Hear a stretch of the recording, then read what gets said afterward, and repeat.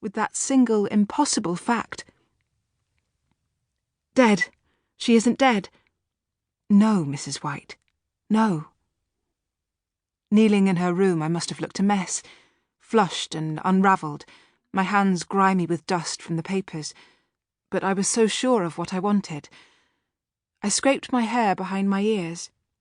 We hadn't been in this room for months, but all the evidence was in here, a paper trail leading all the way back. "Can you help me?" I said. "I can't have her room looking like this. Please, Robert, not this way." I wanted a home, a sanctuary, not a display of everything that had gone wrong. I couldn't let it be like that now. Sam and Laurie knelt on the floor beside me too. "But are you sure she won't want these?" Sam was saying. I leaned forward to bring blood to my head. There was so much crammed into this small space. For so long we hadn't known what to do with her room. Change it, leave it, even my sister Lillian hadn't been able to say. My sister who always had the answers to everything. To begin with, we'd tried to leave everything untouched, ready for her to come back to, but it was so hard to see her room like that. The toys, books, clothes, a constant reminder that she wasn't here. I think it started with the photos the police needed for the posters and news bulletins, the school portraits we'd laid out on her bed. Small changes at first, small additions. Over time, though, year after year, we'd hoarded so much in here that by now it resembled an incident room, the corkboard above her desk cluttered with the small, flat cards the officers had kept handing over at the end of every meeting, saying, "If there's anything you need, anything else you think of, just call." The walls covered with newspaper articles about her own and other abductions that might somehow shed light. Then the computer composites of how she might have looked at 9, 10, 12. My beautiful daughter.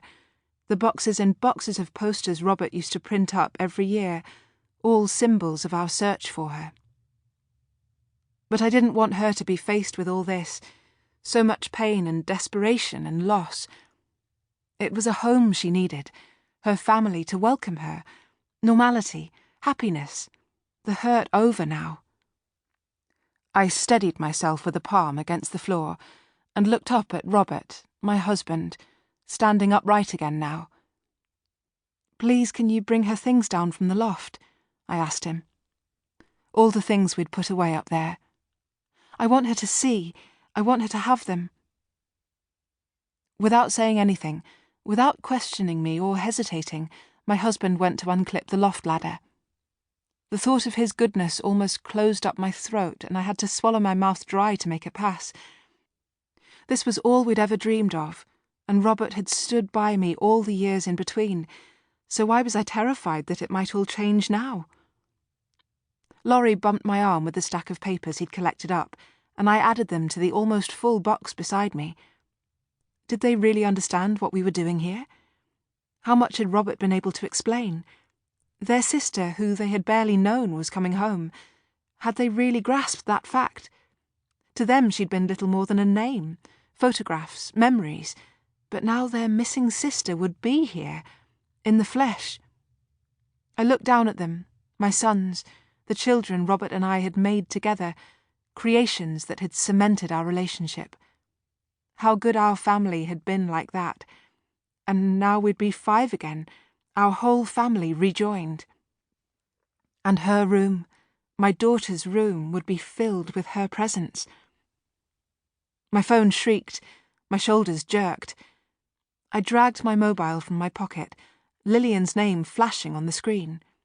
Lillian, my sister, whom I'd called even before I'd rung Robert. The person I always called in my life, 6 years older, my sister who knew me, who helped me, who always, always knew what to do. I had left her a message, a garbled, frantic, delirious message, and now she was calling me back. My hands slipped on the screen as I swiped to answer. Above me, I could hear the loft floorboards creaking. "Lillian?" "Annie?" "The police down in London. They've found her." "I know, I heard. I got your message. But, Annie, are they sure?" "It's her, Lillian.